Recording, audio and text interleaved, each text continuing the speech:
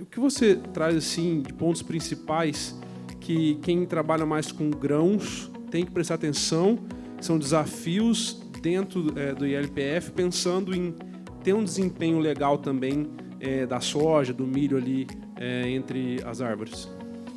Excelente pergunta, viu? Até te agradeço pela oportunidade de falar um pouquinho mais. Como eu falei para vocês, a primeira modalidade implantada foi o sistema de integração lavoura-pecuária, porque ela era mais simples, né? Porque era seguindo os princípios que já vieram, né, do plantio direto, né, da rotação, da sucessão. Né? Em muitos sistemas, a braquiária entra como uma planta de cobertura, ou mesmo ela pode entrar com o animal depois. Então, isso já estava meio que consolidado. O grande desafio é quando você entra com componente arbóreo, né? Então, como eu falei, as questões básicas, né, já foi falado aqui antes, né, fotossíntese. Né, para a planta produzir, para a gente ter rendimento, a gente precisa fazer com que ela tenha o máximo potencial, né, de expressão da fotossíntese. E isso precisa de luz.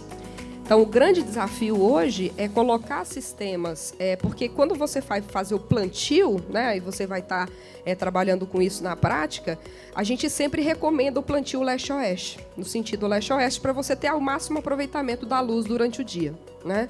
Porque aí, enquanto a árvore vai crescendo, né, mas nesse primeiro, segundo ano inicial não tem muito problema, mas a partir do final do terceiro ano já começa a ter uma sombra em determinada parte da área. Até porque tem os movimentos, né, da terra que, de fato, vai ter uma angulação ali que vai sombrear. Então, é muito importante ficar atento ao espaçamento, né? Se o seu foco é grão e você vai querer integrar, colocar uma árvore, sei lá, de alto valor agregado, hoje em dia, por exemplo, no Mato Grosso do Sul, o pessoal planta teca, né, no Mato Grosso também, pensando em colher daqui 20, 30 anos, né, a cultura, então tem que pensar muito bem nesse arranjo. E aí sempre lembrar na produção integrada de forma que as questões do relevo seja respeitada, né? A questão da paisagem mesmo e o plantio em nível, ele tem que acontecer. Então, muitas vezes a gente fala, planta no sentido leste-oeste, mas o terreno ele é bastante declivoso. Aí como é que eu faço? Eu vou ter que plantar em nível. Aí, mais ainda o espaçamento tem que ser aumentado, porque aí com certeza vai sombrear mais. Aí, a dica que eu dou é o seguinte, é escolher a espécie, né? Aí, fim madeireiro, qual que é a finalidade? Porque eu acho que se você vai colocar uma árvore dentro do sistema, você tem que agregar mais valor a essa árvore, né?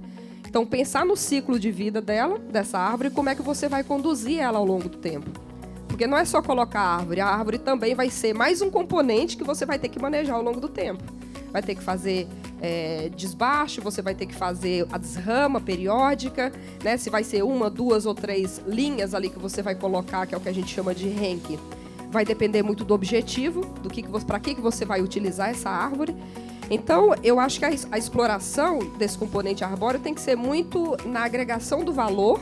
Muitas pessoas fazem, por exemplo, para construir cercas, moirões, postes dentro da própria propriedade. Isso é um modelo de integração com a paisagem. Mas se você quiser vender isso, aí atenção às questões de logística, né? Tem mercado? Qual que é o mercado que eu tenho ali perto de mim?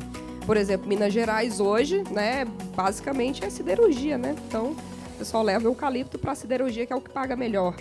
Mas a serraria agregaria mais valor. Mas onde estão as serrarias? Aí você tem que pensar nessa logística mesmo de transporte para levar esse material para não destoar daquela questão, estou produzindo ambientalmente, mas economicamente não vai me dar o retorno. Então tem muito mais coisas, né? Mas essas são as questões assim, básicas assim, que eu acho importante para pensar o projeto. Tá?